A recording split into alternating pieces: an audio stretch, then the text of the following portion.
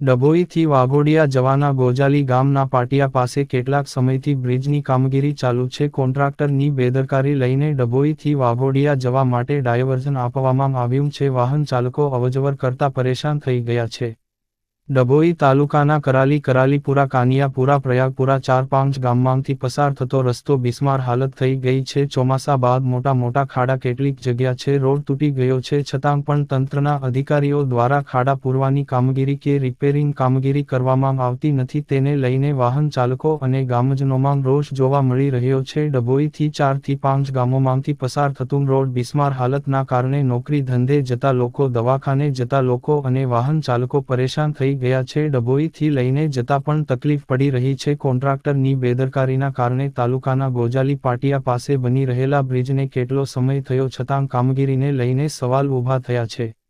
જ્યારે કે અન્ય ગામ ફરીને જતા દરમિયાન રોડ ઉપર મોટા ખાડાના કારણે જેને લઈને તંત્ર વહેલી તકે 4-5 ગામને જોડતો માર્ગ બિસ્માર હોય તેનું રિપેરિંગ કામ વહેલી તકે થાય તો વાહન ચાલકોને અને રાહદારીઓને મુશ્કેલીનો સામનો ના કરવો પડે. ડભોઈથી વસઈ ગોજાલી પાટિયા પાસે નવીન બની રહેલા ઘરનાળાના કારણે ડાયવર્ઝન આપવામાં આવ્યું હતું. ડાયવર્ઝનના કારણે તમામ વાહનો અહીંથી પસાર થાય છે. ભારદારી વાહનો પણ, જેના કારણે રોડ પર મોટા ખાડા કદી રોડ તૂટી ગયો છે, જેના કારણે અકસ્માત થાય છે. રાત્રે દરમિયાન ખાડા દેખાતા નથી, જેને લઈને અકસ્માતો પણ થઈ રહ્યા છે. તો વહેલી તકે તેનું નિરાકરણ લાવે, ખાડા પૂરે અથવા નવો રોડ બનાવે તેવી ગામજનોની માંગ ઉઠવા થવા પામી છે. રણજીતભાઈ કનુભાઈ પાટણવાડિયા, જગદીશભાઈ રણછોડભાઈ પાટણવાડિયા, રિપોર્ટર ફઝલ રજા ખત્રી, જીપીકે ન્યૂઝ, ડભોઈ. ડભોઈ તાલુકાના પ્રયાગપુરાથી રસ્તો એટલો બધો ખરાબ છે કે અવારજવાર વાહનોનો વ્યવહાર વધારે થઈ ગયો છે. કેમ કે નદીનો બ્રિજ, વસઈવાળા રોડ ઉપર બ્રિજ બને છે, એ બ્રિજ હજુ તૈયાર થયો નથી. અને વસઈપુરાથી માંડીને પ્રયાગપુરાથી માંડીને કરારી સુધીનો ખાડા એટલા રોડના પડી ગયા છે કે એનો કોઈ નિવારણ જ નહીં, અને અકસ્માત બહુ થાય છે. હવે આપણે તો એવું કહીએ છીએ કે જલ્દી આ રોડનું કોઈક પણ કામ પૂર્ણ કરે વધારે તકથી, વહેલી તકથી. કયા ગામના કઈ રસ્તો જોવામાં આવે છે? પ્રયાગપુરાથી કાનિયાપુરા, કાનિયાપુરાથી કરાલીપુરા અને સીધું ડોલા નીકળી જવાય. મોટા ખાડા છે ને વ્યવહારો પાછા, વાહનો મોટો સરકસ છે. રસ્તાનું એટલું બધું હોકળો રસ્તો છે અને આવર જવારને હોય તકલીફ પડે છે.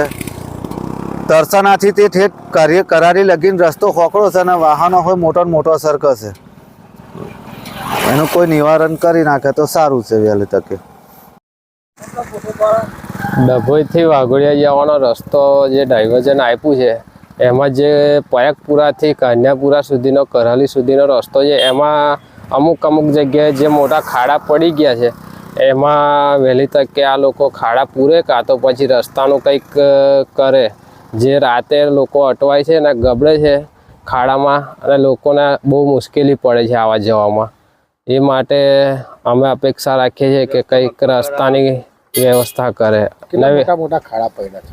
ખાડા તો તમે એક રાઉન્ડ મારો તો ખબર પડે કે ખાડા કેટલા છે. અહીંયા કોઈ જોવાય નહીં આવતું કે કંઈ ખબર નહીં કોઈને. કયા ગામથી પસાર થાય છે? પ્રયાગપુરા, કાન્યાપુરા, કરાલી. રસ્તો કઈ જાય છે? રસ્તો ડભોઈથી વાઘોડિયામાં જોડે છે.